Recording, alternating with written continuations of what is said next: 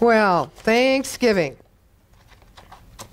You know, I think that life is greater than any philosophy or religion that tries to explain it. And I personally kind of keep trying to live into that largeness of who I am. And I think that, I feel that that's the right path. Even if it brings to me experiences that perhaps are uncomfortable or that make my mind adapt this idea or want to play or recycle this idea that you really shouldn't have, or you could have, or you ought not. I just keep trying to live into it. Because what I've learned in this teaching is that this thing called God, or this, whatever this is, that we have so many names for, is self-existent. And it's self-existent because it's all that is.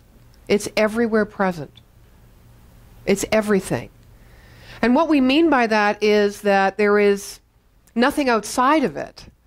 That whatever we see or can feel or touch or know or sense in this third dimension and in this physical world as physical beings, human beings, has been created by something that we cannot see, that we can never know, but that we can feel.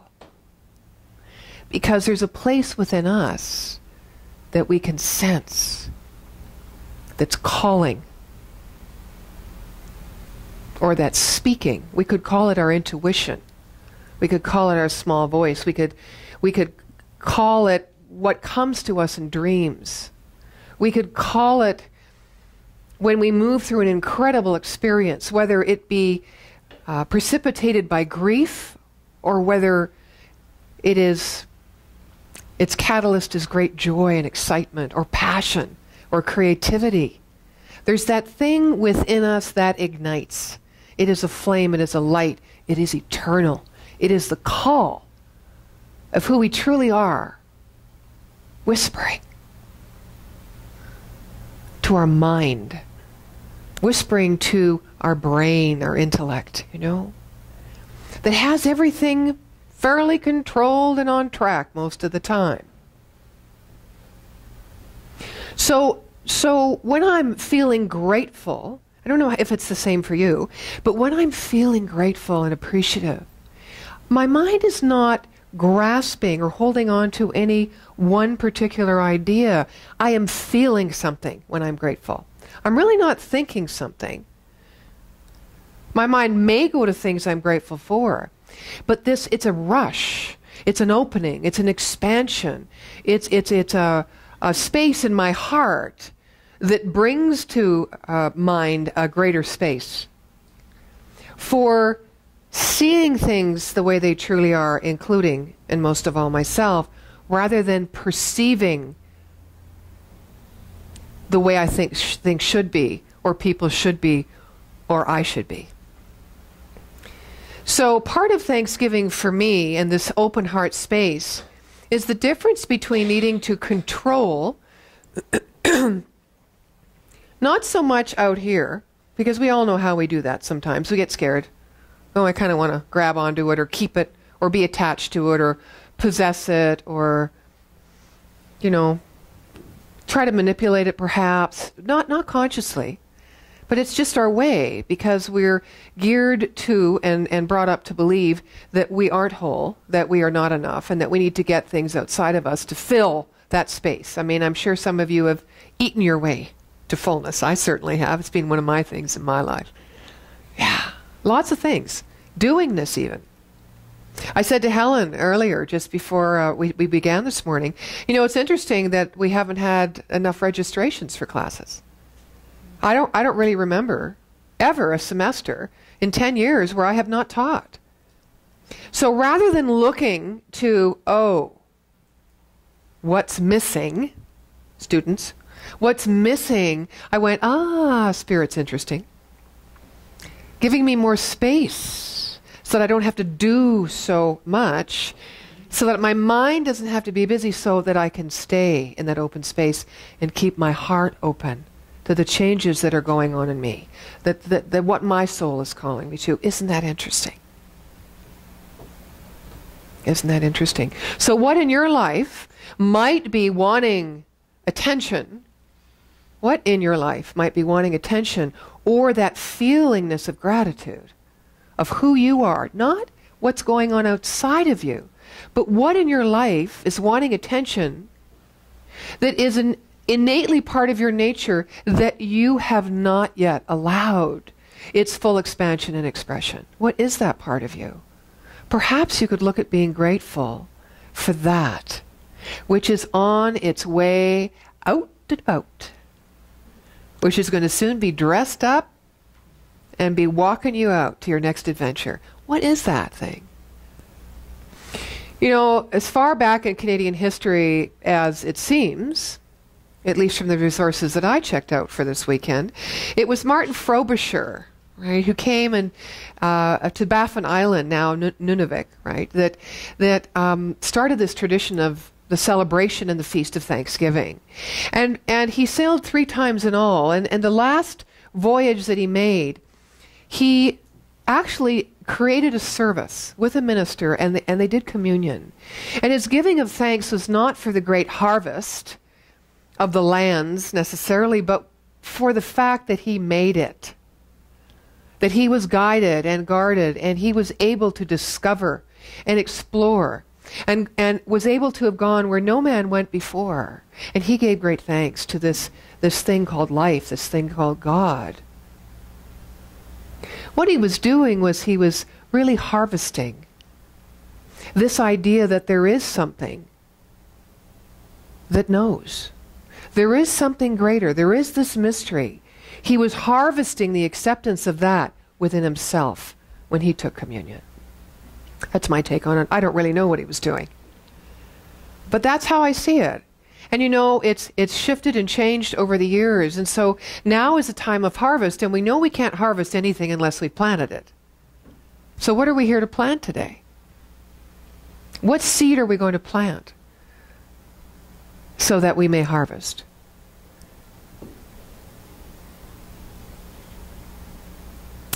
You know, Krishnamurti talks about this idea of, are we perceiving or are we seeing? And the example that he gives in one of his works called The Flames of Attention is with a tree. And you might want to do that, or if this plant is, if that's their nearest thing. But, you know, to look at this, and he says, if we perceive that and we walk by it, or we look over at something and we perceive it, we call it something. We have a name for it. And when we have a name for something, that means we have an identification with it. We have a familiarization with it. And when we are familiar with something, we don't really see it. We simply perceive it, as we always have.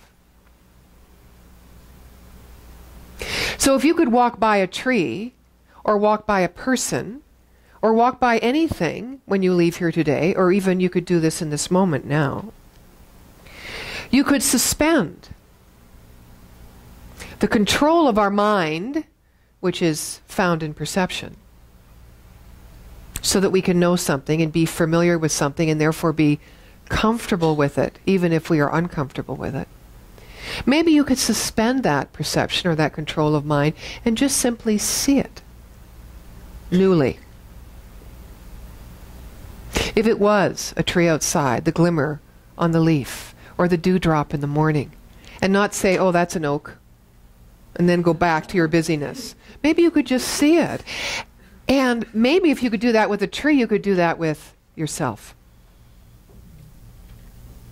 What seed are you planting today to harvest? What piece of yourself is calling you?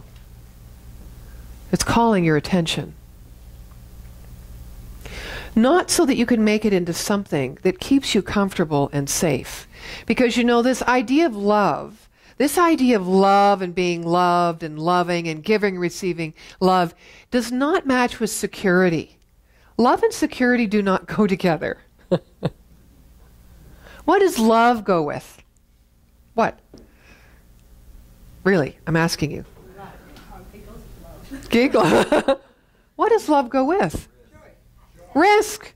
Joy. Uncertainty. Why? Because we never know what's going to come back unless we pre-decide what it is and then give our love in places and in ways controlled. I'll sneak the word in again since that's part of my talk title. I got to get it in somewhere. I'm getting to will. Don't worry. I'm getting to will. So how do we just give this love and then not subconsciously even be wanting to perceive it or to be able to perceive it in a way, in a manner in which we remain secure? Can we just be love and not ask for anything? This is what this implies, this God, this self-existent, always self-givingness, this creation. It doesn't know how to do anything else but create and give and expand. Multiplicity from unity. That's the nature of who we are. That's what we know how to do at the root of the root. I say the soul because it's a word that I think people can relate to. But in the soul there's a mystery. But there is also a natural order to things. And the natural order is one in alignment with the nature of all. That's the natural order. So as we start to love in our life and give up this control, love ourselves, let's not forget, keep putting ourselves in that picture without any expectations. Oh, just love, just be love. Oh my gosh, what a difference we would experience.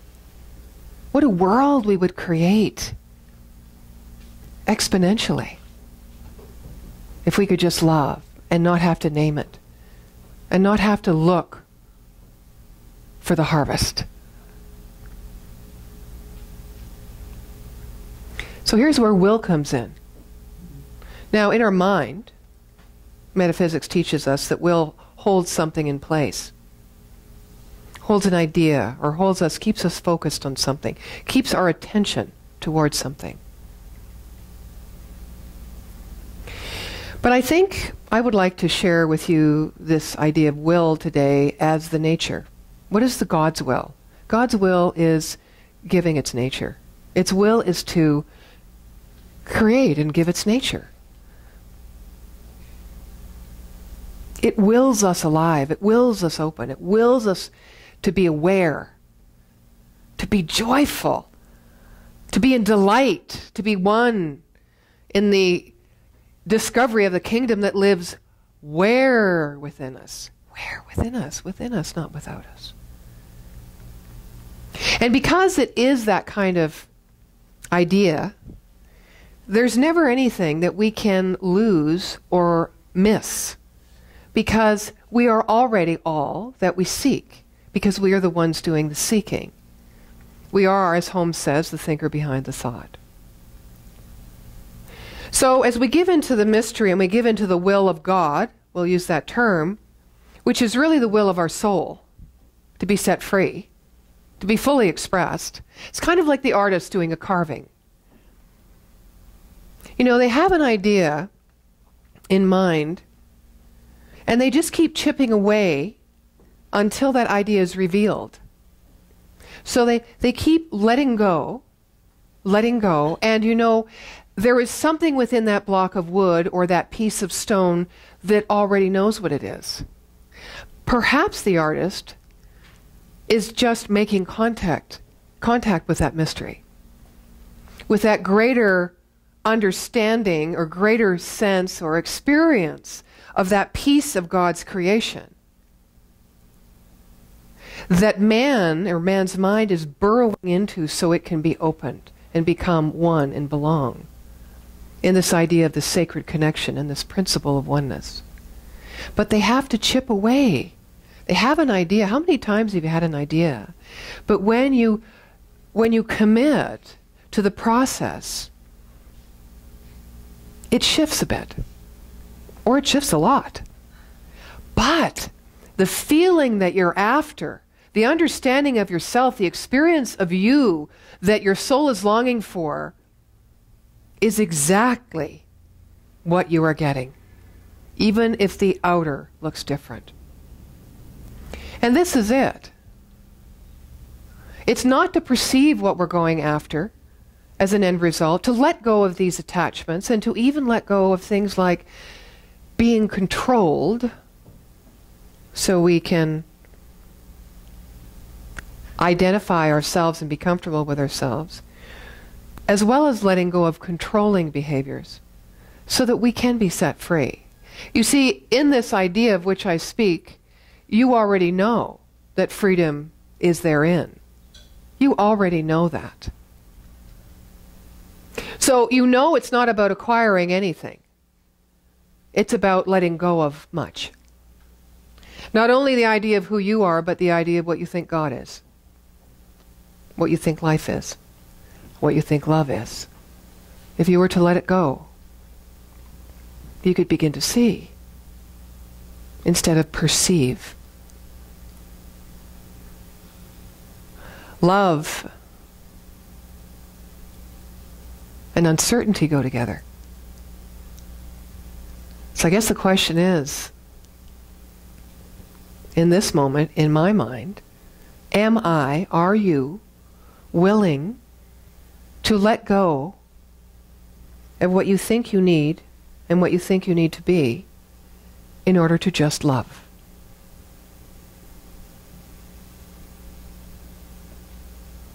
You know, I speak a lot about love because I'm trying to figure out what it is to just be love.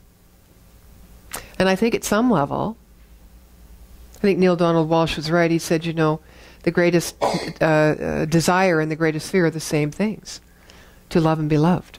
I guess that's what we're all doing here. We're here to discover the purpose of our being, which is to be the true expressed nature of who we are in our fullness. I choose to call it love because it's like an eternal, never-ending possibility. And it has with it this flow and this givingness and this joy and this exhilaration and this illumination and this sense of peace and safety within it when I give it. And like many of us here, I too am learning how to receive it. Okay? Yeah. Because there doesn't seem to be a lot of security in love when it's coming back to me. Why?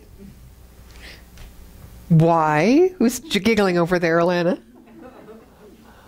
Because I don't know how long it's going to stay.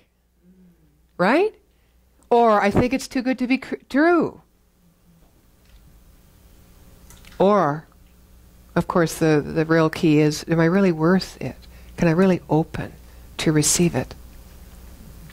So this teaching is about learning to love self. You can put God in there. I can put Monica in there.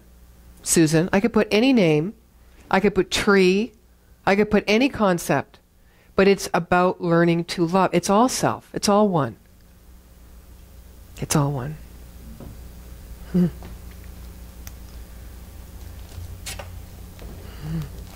So to relinquish control in this moment, and not just think positively, I mean that's very important, but also to use the law rightly. And the law, or God as law, is that universal order and that creative process that moves this unformed seed that we are planting today, that we wish to harvest, that moves it from that place that's unformed or invisible into fruition, into something that as a human being we can take great pleasure and delight in with our senses.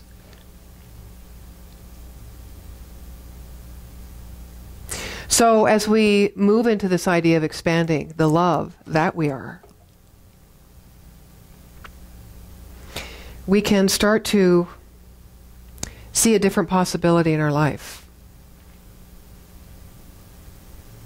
We can start to identify ourselves rightly with the truth of who we are and give great thanks for that.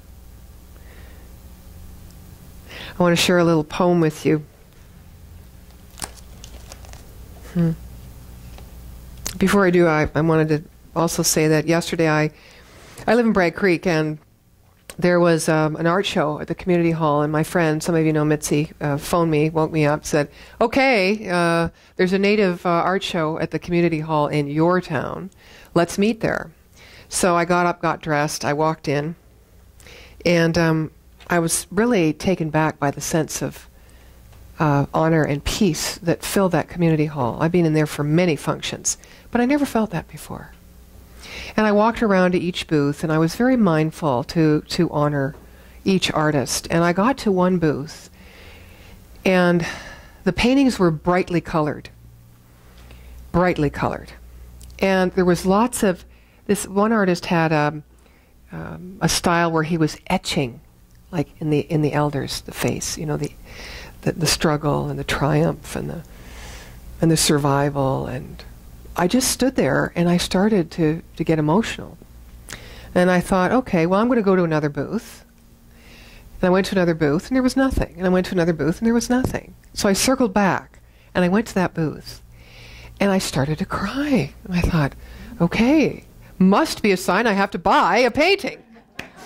So I started to look at the paintings and I got one. Now, I haven't bought an original. I don't think I've ever really bought an original work of art. And I learned the man's story first. His name was Jerry. And he said, I said, this is the painting I like, Jerry. It's kind of like this, long one.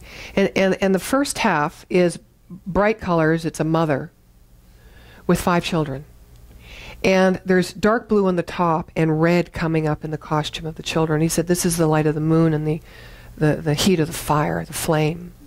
And he said, I was born into a family where there were 10 kids. There's only 5 left. But my father left, but my mother stayed. And the reason I did all these colors was because she, now listen to this languaging, she was the first woman of color I ever met. That's what he said. That's what I did. Because I had no idea of this concept of what he was speaking. So then he said, you know, how we survived was, as I was growing up in the floor of our teepee, were all these colored strips. And she used to weave them together to make rugs. And I used to play in all these colors. And so I wanted to paint the tribute of all these colors to my mother and the strength of the love that she had for this family. Now, the bottom half of the picture was in sepia tones. It was the ancestors on whose shoulders we stand, with the fire and the animals and the teepee and the male and the female. And he said, see, right there, he said, in the corner, because Jerry is his name, he had glasses. He says, I kind of painted myself in there. I said, well, which one of the kids? He said, I'm not one of those kids. I'm there. And I loved it because I'm not from a big family, and my mom is getting very old. And I thought, you know, I don't know. I'm having Thanksgiving with her tomorrow. I'm going to make her dinner. You know, you always think, how much longer? How much? And here was a beautiful generational picture. So I phoned her up and I said, you bought me a great Christmas present. Oh, what did I get you? So I told her, I said, you know, really, this is my family. I will always remember you. On your shoulders do I stand. You know, with the fire, the heat of the fire, and the coolness of the night. And I love that picture, and I have it. Thanks to my mother. And so I close with this. Pilgrims move among us. Silent their gray lips mouth prayers for the bountiful fields of autumn. Feathered Indians stand tall in quiet corners, invoking harvest home in a strange tongue. This is our Thanksgiving. Gathered together, we are visited by the grace of old guests. Those old guests are within us. They walk among us. They are the life and the love and the givingness, the harvesting and the gathering of all that has gone before. And that we are here to experience, to give, and to share as well. So, This is a time to move into that space of gratitude and appreciation for all that you are, as all that is and always has been. To move into your rightful inheritance. To make that right identification.